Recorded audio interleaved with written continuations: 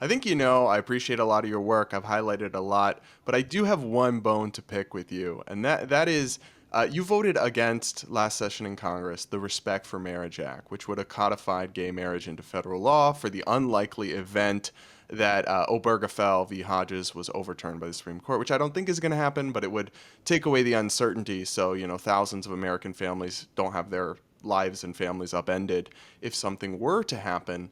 So you cited your explanation for that as about religious liberty and protecting religious liberty, which is obviously really important.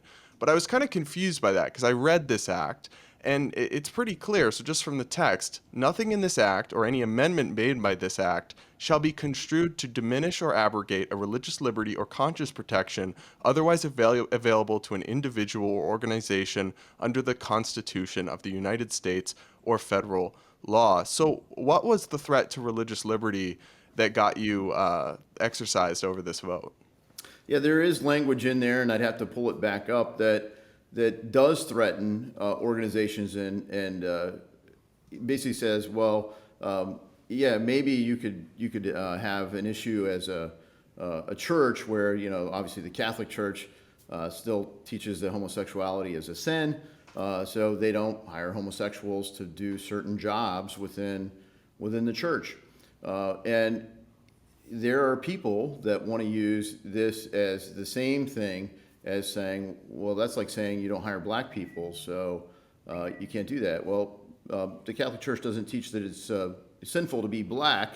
There are no credible religions that do that. But the idea that you could use the law to impose it on a church is broadly rejected, and I think it's fairly clear in the law that the church couldn't be compelled to do that. But when you look at others in the economy, in workplace and everything else, you've seen numerous cases on this, and they get decided and they get treated falsely in the public. So, for example, there's a baker and recently a website developer that had to go all the way to the Supreme Court, spend a fortune defending themselves and because they were accused of discriminating against gay people. In the case of both of them, they're like, I don't discriminate against gay people. If you want me to build you a website, I'll build you a website, whatever you want to do. Oh, you want me to do your wedding site? No, I don't. I'm not going to do that. If you want me to build you a cake, I will build you a cake. Whatever cake you want, no problem. Well, no, I won't do wedding cakes that do this because of my faith. And we keep winning eventually in Supreme Court. But that's exactly what one of the sections and phrases in that bill was designed to say. We're going to flip the script on those cases, and we're going to make it so, yeah, you're going to do whatever somebody walks in the door and tells you to do. And that's a big infringement on religious freedom in our country. So I have a couple questions about that because it would seem to me the part that I read you from the bill would make clear that there is no limitation. I don't think this bill enhances religious liberty, but the Masterpiece, and I've defended, to be clear, we're on the same page about Masterpiece Cake Shop, about 303 Creative. I don't think they should be compelled against their religion to create a service, just like I, as a gay person, wouldn't want to be compelled to create a service against my beliefs. But I'm not sure this bill really implies that because the people who would be subject to a private right of action, it's those acting under the color of state law.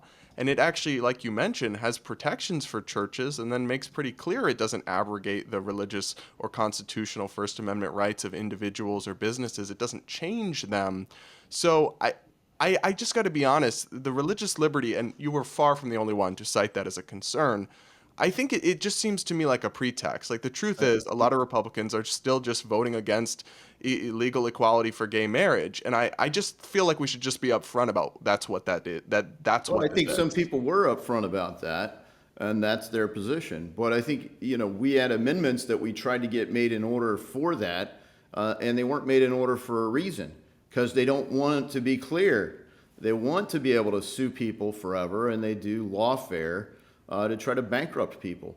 And it's like, well, that's fine if you can technically do that, but we're going to sue you.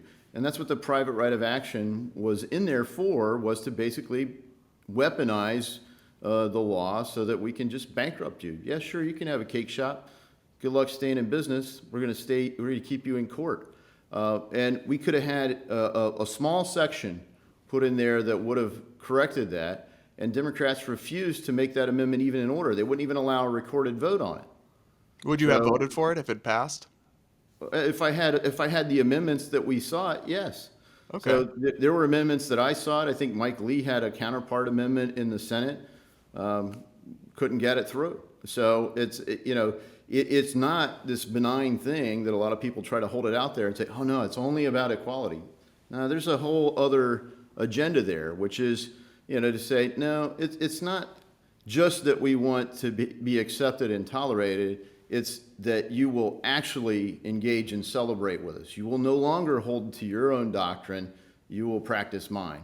And that's a line that's crossed in our Constitution. That's why we have not just speech protected, but we have religious freedom protected.